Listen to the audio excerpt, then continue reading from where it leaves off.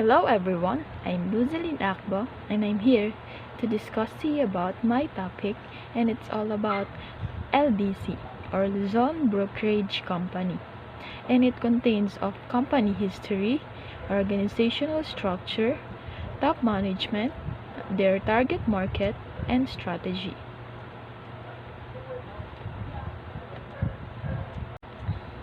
What is LBC? LBC or Luzon Brokerage Company is such a household name synonymous with padala. It is one of the top of mind choices for shipping packages in the Philippines. When sending a balikbayan box to your loved ones, shipping goods to your customers, or receiving documents from government agencies, you've most likely used an LBC Express service at least once in your life. Company history of LBC, led by Carlos Araneta of Araneta family in 1945 as a brokerage firm. With the help of his sons, Juan Carlos, Santiago, and Fernando, Carlos Araneta expanded their family-owned business into an air cargo agency, and later on as a forwarding services provider to clients. As a third-party shipping provider, the company is responsible for dispatching shipments via asset-based carriers and arranges shipments space for their customers. The company continued to expand their logistics services in 1973 and introduced the 24-hour overnight delivery services in the country later on. In 1985, the first batch of LBC outside the country was established in San Francisco, California, in the United States. Along with the opening of its US-based branch, the company introduced the famous Balikbayan box and their money remittance service to cater the overseas Filipino workers, o OFW. The moniker or Hari ng Padala was created by the company in 1990.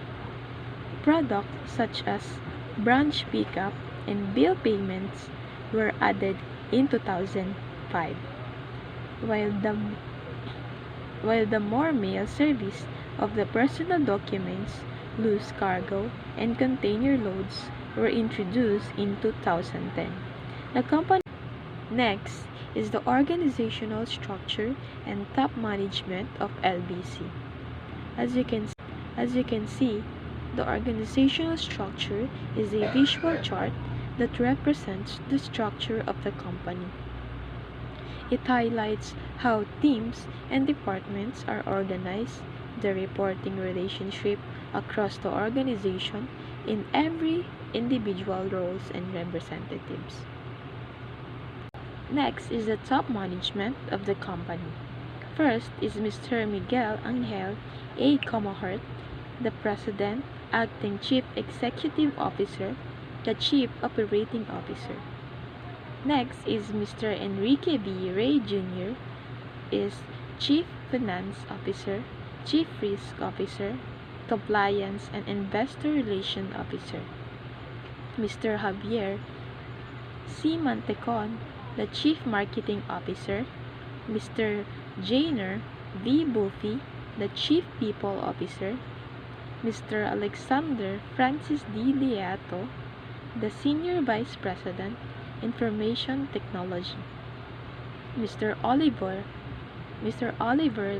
L. Valentin, the Senior Vice President, Philippines Business Unit, Mr. Rene E. Fuentes, the Senior Vice President, Overseas Retail and Systems Operation, Mr. Luis Manuel L.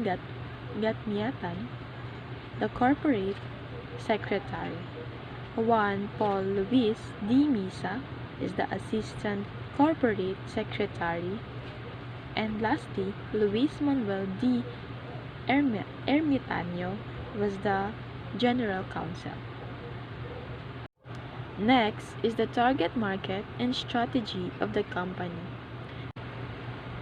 LBC, on the other hand, focuses on the upper, middle, and lower classes as well as the OFW,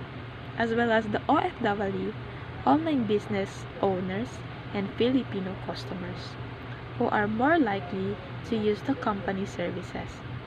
They have enough money to pay their bills and courier services. LBC has always been and will continue to be such an agency that prioritizes the needs of its clients. Founded in 1950 as the world's first Filipino courier company, it grew quickly by meeting the demand for people to transport documents and freight across our vast archipelago. It has developed services and provide that will still important to consumers today, such as the first 24-hour door-to-door delivery service and the balikbayan packages for our OFWs who's working abroad. How did LBC maximize this campaign to reach out to their target market and strategy? First is the TV commercial. TV commercial highlighted the brand's recent changes. LBC was able to demonstrate the sentimental values of customers who use its services in this way. Second is the user-friendly website and mobile application. To continue encouraging Filipinos to avail of the company services, LBC focused on making its website and app user-friendly. Third is the active social media accounts. To connect with its users and target market online, LBC has actively using different social media platforms such as Facebook, Twitter, and YouTube. The company's account currently have 1.2 million Facebook likes, 39,500 plus Twitter followers, and 11,200 YouTube subscribers with millions of views. These social media platforms have been the venue for LBC customers and potential customers to have an idea on the new services, programs, and delivery rates. Partnerships with other financial institutions locally and internationally. The following: Express Money, Cebuana Lawyer, Transfast, BDO, Unibank Inc., AUB, and many more.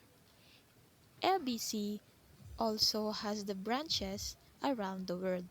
Some of them are in the hotspot of OFWs such as Canada, Italy, Saudi Arabia, United Kingdom, and United States. These partnership strategies aim to provide money remittance services for Filipinos working abroad. The website and the app allows easier to access the most important tools such as track and trace, schedule and pick up, cost calculator, branch locator, money remittance, foreign exchange. It's tough. It's true. It's through these efforts that LBC Express instilled the idea in its customers' mind that each box, parcel, envelopes, container van, and money remittance transactions it handles has a far larger impact